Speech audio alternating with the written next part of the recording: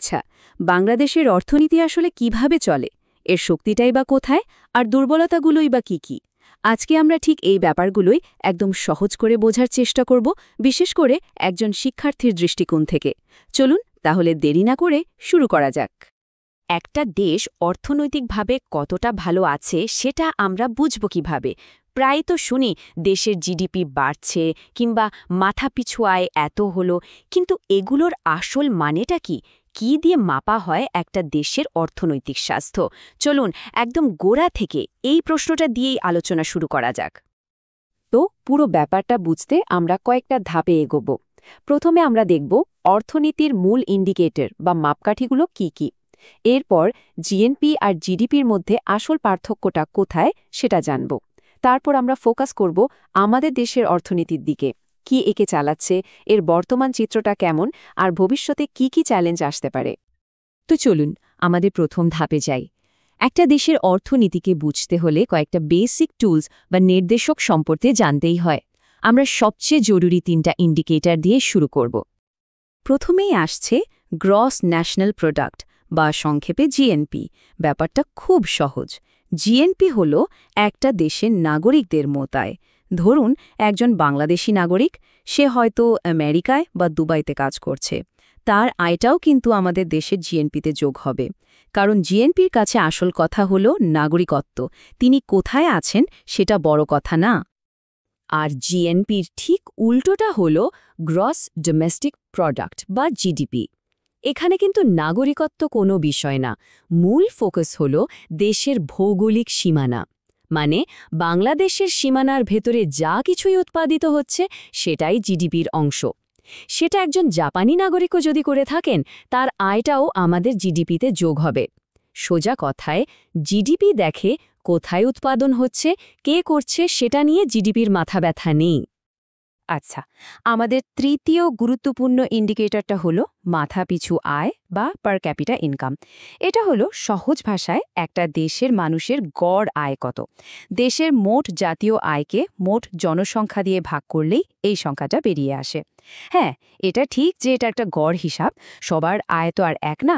কিন্তু তারপরও একটা দেশের মানুষের জীবনযাত্রার মান কেমন সেটার একটা মোটা দাগের ধারণা কিন্তু এটা থেকেই পাওয়া যায়।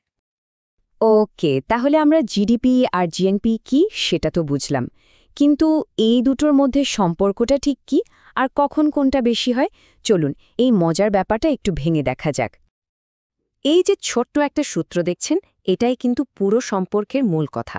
দেখুন, জিডিপির সাথে আমরা যোগ করছি বিদেশে থাকা আমাদের দেশের নাগরিকদের আয়, যেটাকে এখানে এক্স বলা হচ্ছে, আর সেখান থেকে বাদ দিচ্ছি আমাদের দেশে থাকা বিদেশিদের আয়, মানে এম।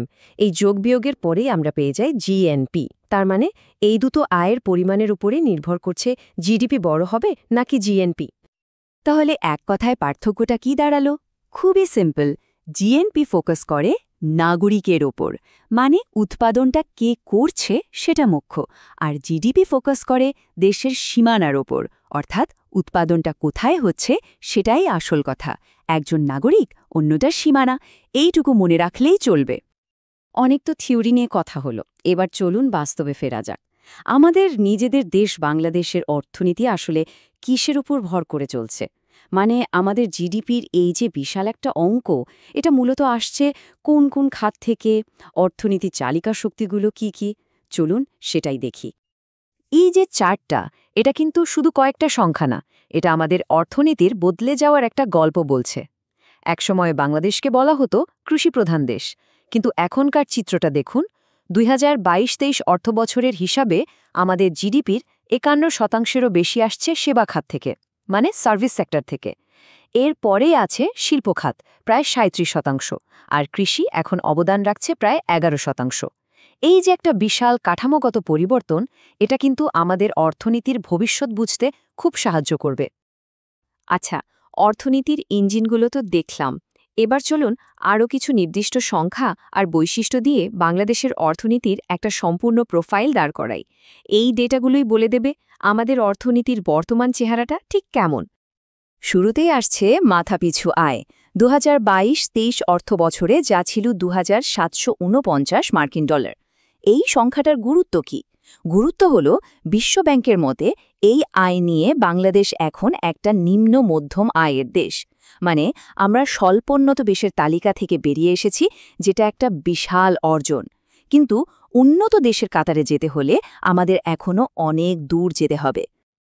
এরপর যে সংখ্যাটা আসছে সেটা আসলেই অবাক করার মতো। জনসংখ্যার ঘনত্ব। প্রতি বর্গ কিলোমিটারে আমাদের দেশে বাস করেন ১,১৭১ জন মানুষ। ভাবা যায়, এই বিশাল জনসংখ্যা কিন্তু আমাদের জন্য একটা ডাবল এজড সোর্ড। একদিকে এটা আমাদের জন্য বিশাল কর্মশক্তি, একটা বিরাট সম্ভাবনা। আবার অন্যদিকে এটাই আমাদের জন্য সবচেয়ে বড় চ্যালেঞ্জগুলোর একটা।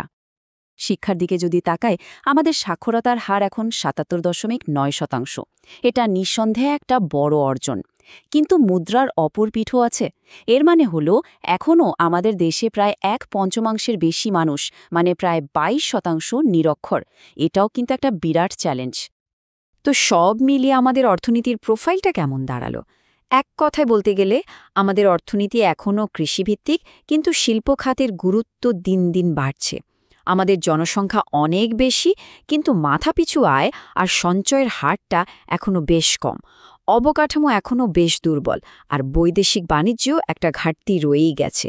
এই সবগুলো মিলিয়েই হচ্ছে আজকের বাংলাদেশের অর্থনীতির মূল চিত্র।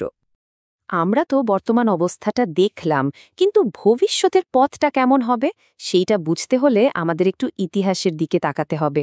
আর বর্তমানে আমাদের সামনে যে বড় বড় বাধা বা চ্যালেঞ্জগুলো আছে সেগুলোকে চিনতে হবে। এই টাইমলাইনটা দেখুন, এটা আমাদের অর্থনৈতিক যাত্রার একটা সারসংক্ষেপ। একটা সময় ছিল মুসলিম আমলে, যখন এই বাংলা অঞ্চলটা ছিল কৃষি, শিল্প আর বাণিজ্যে বিশ্বের অন্যতম সেরা একটা জায়গা। কিন্তু ১৭৫৭ সালে ব্রিটিশ শাসন শুরু হওয়ার পর থেকে সবকিছু বদলাতে শুরু করে। পরিকল্পিতভাবে আমাদের স্থানীয় শিল্পগুলোকে ধ্বংস করে দেওয়া হয়। এরপর ১৯৪৭ থেকে ১৯৭১ পাকিস্তানি শাসনামলে সেই অর্থনৈতিক শোষণ আর বৈষম্য চলতেই থাকে। এই দীর্ঘ শোষণের ইতিহাসই কিন্তু আমাদের অর্থনীতির ভিত্তিকে অনেক দুর্বল করে দিয়েছিল। ইতিহাসের পর এবার ফেরা যাক আজকের দিনে। আমাদের সামনে এখন মূল বাধাগুলো কি, এই টেবিলটা খুব সুন্দরভাবে সেটা দেখাচ্ছে। দেখুন, কৃষি খাতে আমাদের চ্যালেঞ্জ হলো পুরনো চাষাবাদ পদ্ধতি আর প্রাকৃতিক দুর্যোগ। শিল্প খাতে আমাদের বড় বড় আর মৌলিক শিল্পের অভাব রয়েছে। যোগাযোগ ব্যবস্থা, বিদ্যুৎ, জ্বালানি, মানে আমাদের পুরো অবকাঠামোই এখনও বেশ দুর্বল। আর এই সব কিছুর সাথে তো উচ্চ জনসংখ্যা, বেকারত্ব, কম সঞ্চয় আর দুর্নীতির মতো বড় বড় আর্থসামাজিক চ্যালেঞ্জগুলো আছেই।